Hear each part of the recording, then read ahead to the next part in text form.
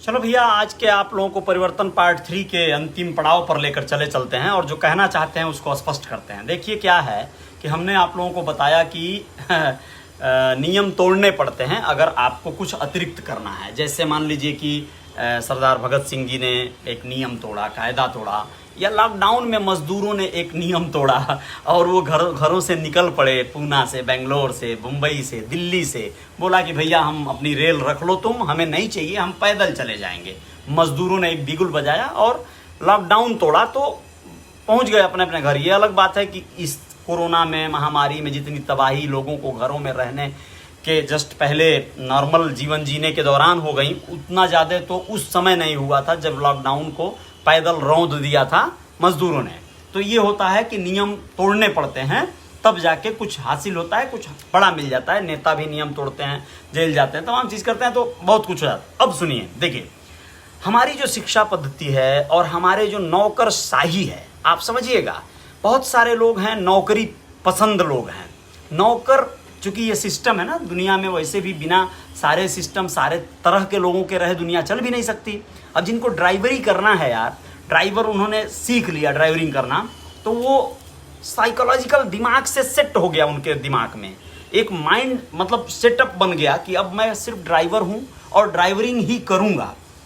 अगर मान लीजिए वो लोग बहुत बड़ा ऊंचा उड़ान सोचने लगे तो ड्राइवर कहाँ रह जाएंगे। सभी लोग सोचने लगे तो बिल्कुल नहीं रह जाएंगे, तो ड्राइवर चाहिए ही चाहिए, नहीं तो इतनी सारी गाड़ियों का क्या होगा। तो ये होता है क्या कि देखो, पहले के ज़माने में आप लोग याद करो, पहले नाम हुआ करते थे लोगों के, लहुरी, झिंगुरी, है ना, निहुरी, और ऐसे ही तमाम अभद्र नाम, चैतू, चिखुरी, ये सब क्या है।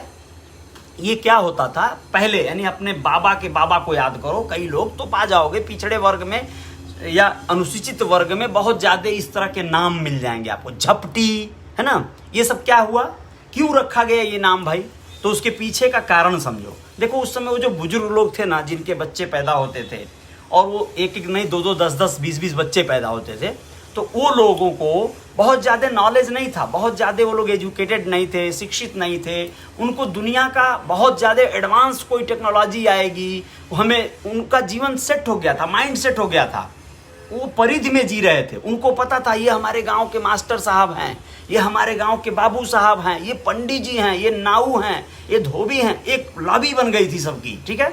तो वो अपने बच्चों का नाम के बारे में खुद निर्णय लेते ही नहीं थे। बच्चे पैदा कर लिए, बहुत हो गया भाई, वो खुद ही नहीं सोचते थे कि उनको उसका नाम रखना है, और उसका पालन पोषण का जो तरकीब था वो तो नॉर्मली जैसे सबका होता है, वो अपने बच्चों को ऐसे ही सोच के पालते थे कि ये जब बड़ा होगा तो इसी गांव में खेती बाड़ी जो अपनी है करते धरते, मजदूरी जैसे हम करते रहे वैसे ये भी करते हुए अपना बड़ा होगा। बहुत सारे लोग ऐसे सोचते थे कि हमारे जितने बेटे होंगे उतना फ़ायदे में हम रहेंगे। एक हम मान लो मालिक हैं, हमारे 5 बच्चे हैं तो हमारे 5 बच्चे कमाएंगे, ऐसे करके वो लोग कंपटीशन में रहते थे। तो ये क्या होता था, वो जब नामकरण की बारी आती थी तो वो लोग नाम के लिए किसी एक जानकार व्यक्ति से मान लो पूछ दिया, क्या नाम रखा जाए बाबू। अब बाबू ने हंसी मजाक में, अब वो बाबू का मतलब समझो, बाबू साहब थे, बाबा जी थे, या कोई कॉमेडियन धोबी था उस गांव का, नाऊ, लोहार, बढ़ई, जो भी था, यानी थोड़ा सा जानकार जो था, अगल बगल पड़ोसी था, उसने कह दिया इसका लहुरी नाम रख दो। अब लहुरी का मीनिंग क्या हुआ, कोई मतलब नहीं है। झपटी नाम रख दो, झपाट से आ गया, ऐसा बोलते थे लोग। लपकी नाम रख दो, लपका रख दो, अजीब अजीब तरह की बात, जो मन में आया वो बोल दिया और वही नाम रखा गया। वो लोग बहुत कुछ सोचते ही नहीं थे। सोचो, यानी उनका विजन बहुत क्लियर नहीं था। लेकिन जिनका विजन क्लियर था उनके बारे में जरा जानना जरूरी है। वैसे एक सूचना देना भी बहुत जरूरी है। एक व्यक्ति, कल की खबर है, जो दुनिया का सबसे बड़ा परिवार का मुखिया इस दुनिया से चला गया। सबसे बड़ा परिवार मतलब जानते हैं, उसकी 38 बीवियां थी। मिजोरम का रहने वाला, अपने इंडिया का ही एक व्यक्ति, वो 75 साल की उम्र में अभी ऑफ हुआ है, 73 साल की उम्र में, कल की बात है, वो बुजुर्ग होके। उनकी 38 बीवियां थी और 89 बच्चे, बेटे बेटी मिला के 38 बीवियों के बीच में 89 बच्चे थे, ठीक है। तो वो कल गुजर गए। वैसे उनका पूरा परिवार का कुनबा लंबा चौड़ा है, 14 बहुएं हैं 89 बच्चों में, और नाती पोते हैं बहुत सारे, है ना। तो पूरा एक 100 कमरे की मकान में वो रहते थे। तो ये बात कहने का यहाँ पे बहुत तर्क नहीं था। तर्क ये है, अब सुनिए। देखिए क्या होता है कि ये जो लोग होते हैं ना, जैसे ये जो पुराने समय के लोग थे, इनके पास विजनरी नहीं था, विजन नहीं था। लेकिन जिनके पास विजन था उनके पास क्या था, जैसे मान लो पुराने समय में कोई परिवार था, उसने 10 बीघा खेत बनाया, तो वो अपने बच्चों को बचपन से ही समझा रहा है कि ये जो खेत बनाया गया ना, बड़े मेहनत से, बड़े कठिनाई से बनाया गया, तो ये उसकी वैल्यू को समझाता रहा। ये लोग उस खेत के एक एक इंच मिट्टी धूर के लिए, एक एक फुट के लिए लड़ाई मारपीट करने पे उतारू हो जाते हैं। क्यों?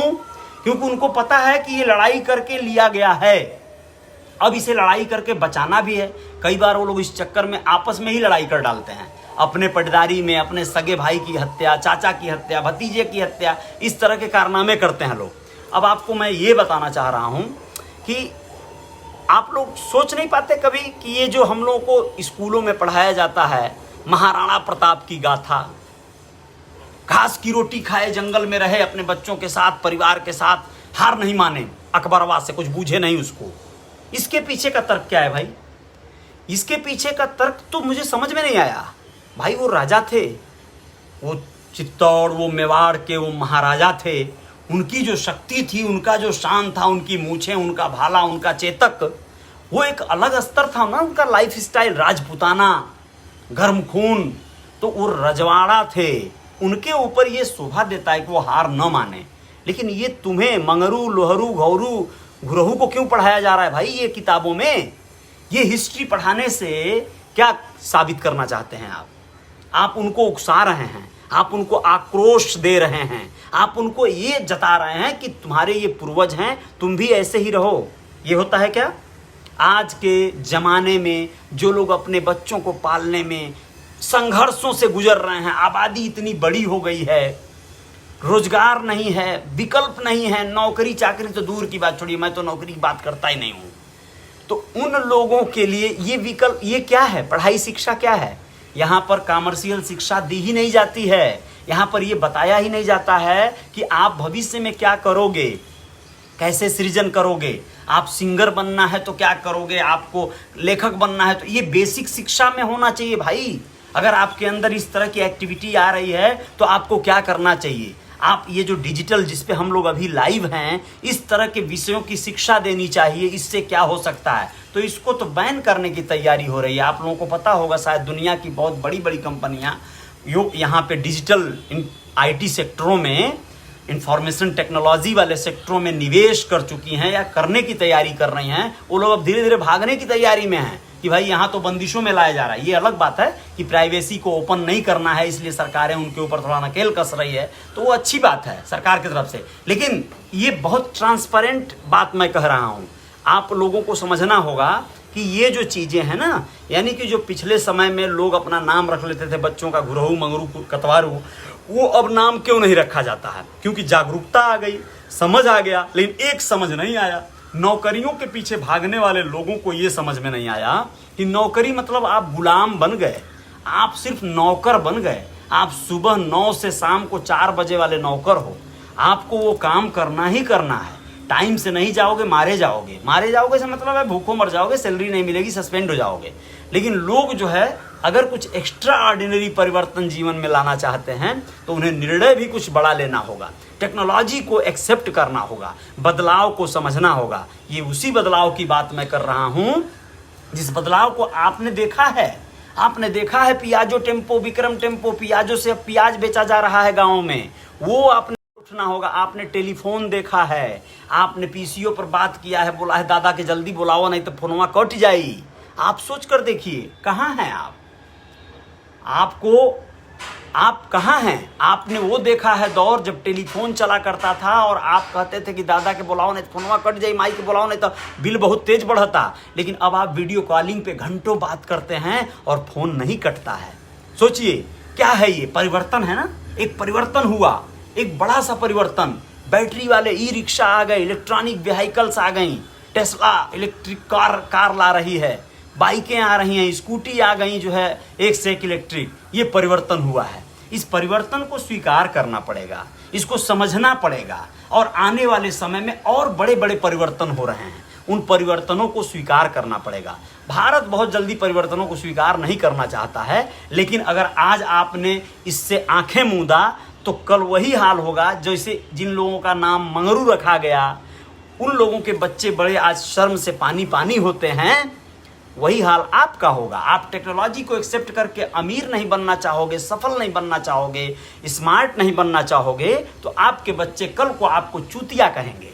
आप तैयार हो उसके लिए?